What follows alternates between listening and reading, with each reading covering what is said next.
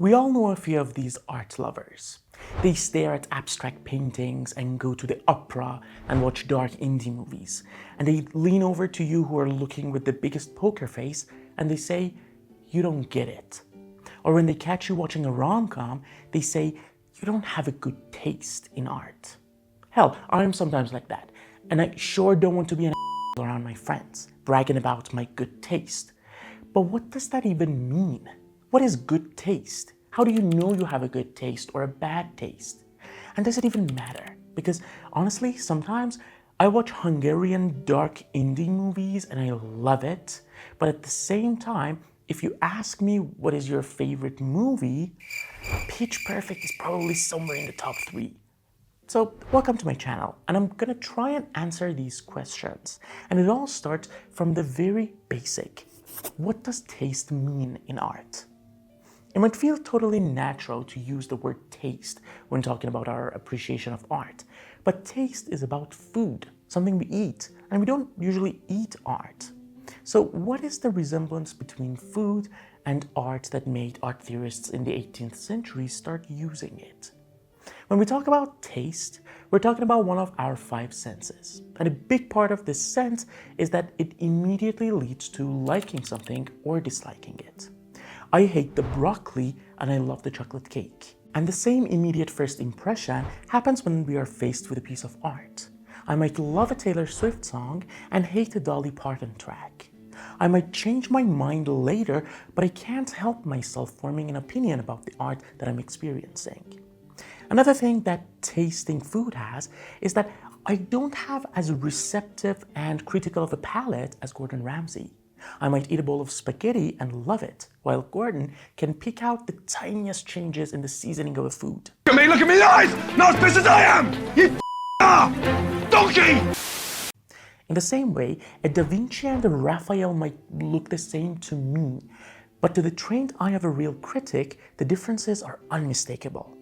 But one thing that we need to make clear is that taste isn't something fixed for every person, and it changes the more it's trained.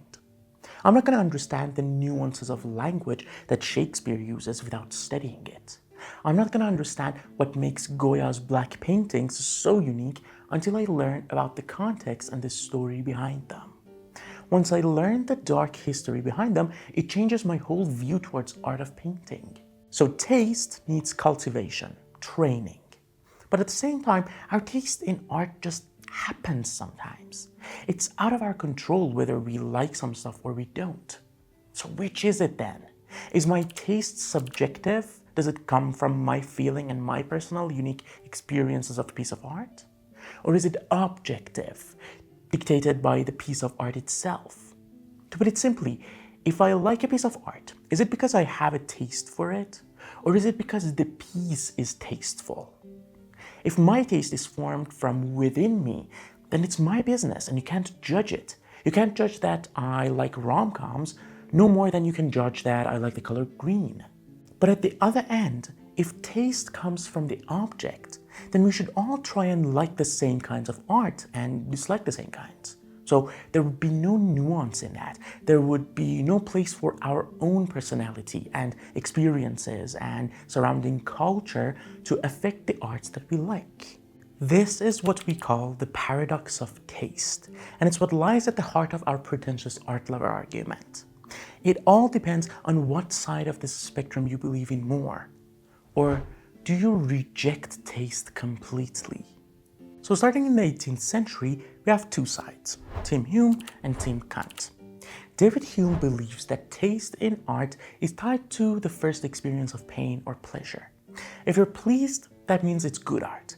If you don't like it, then it's not good. Pretty straightforward. But he never tells what qualities a good tasteful art has. Instead, he creates a loop. He says, if you want to train your palate to recognize good art, you need to look back through history and see what has generally been more favorable. But that is also a little bit against having personal taste in things. And also, there must be some qualities in the work itself that dictate taste too. And Immanuel Kant's approach answers to some of these criticisms. Immanuel Kant was not at all a fan of the idea that taste is like an agreement between critics about what is good art. He rather flips hume on his head. He believes that we don't first enjoy a piece of art and then say that it is beautiful. Rather, we first recognize a piece of art as beautiful, and because it's beautiful, we enjoy it.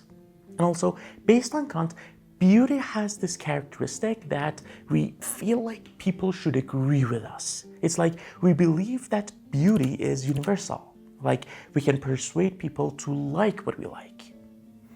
But a middle ground between Hume and Kant seems to be more suitable for our understanding of taste in art. This middle ground is what Frank Sibley develops. He puts the qualities that we perceive from a piece of art into two groups: aesthetic and non-aesthetic qualities. Based on Sibley, non-aesthetic qualities are all in the piece of art. They are objective. There is no debate on them, like how many characters are in a play, or what is the rhyme scheme of a poem, or whether a painting is a portrait, a landscape, or a still life. The thing about these properties is that they don't show anything about the value of the piece. I can't say that this statue is better than this one because it's a marble and not copper. But it's the aesthetic properties that let us judge a piece of art. Qualities like delicate, elegant, powerful, profound, awkward, and so many more adjectives.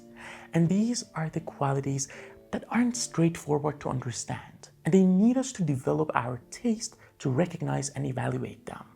And it's in these qualities that we disagree more. Also, these aesthetic qualities are based on the non-aesthetic ones. My wife and I agreed that this vase is tall. I think it's elegantly tall. She thinks it's unpleasantly tall. So we learned that we use our taste to pick out different characteristics in a piece of art, and we make our assumptions of it. But that means that taste can be the measure of a piece of art based on how pleased a person of good taste feels when they experience it. And here is where the war begins. The war between the pretentious art lover and the normal art lover. On one side, we have the people with good taste who look down on others and say, I understand something in the art that you don't. I can distinguish between characteristics that seem the same to you. With my good taste, I can observe something in the art that you call boring.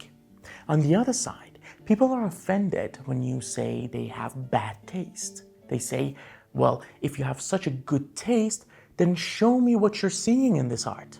You claim you can feel and get something that I can't. Well, where is it? It can't be just in your head. If you can't show it to me, then you can't call your personal taste better than mine. And so this grouping of tastes is saying that objects of art that have higher aesthetic qualities are in their roots harder to understand and harder to enjoy. And so if someone wants to develop their taste to enjoy these types of art, they need education, free time, a free mind away from the worries of work and mortgage payment and putting food on the table. And this, in my opinion, is the first half of why people who talk about high art look so pretentious. It's like by showing off their nuanced understanding of art, they're showing off their privilege. In a dreamland, if art and media education were a high priority in the society, as high as making money is, then having a high taste in art wouldn't have been a privilege. It would have been an expectation. But that's impossible. Having good taste in art can never be the priority for the majority of the public. And that leads us to the other half of why I think good taste comes off as snobbish.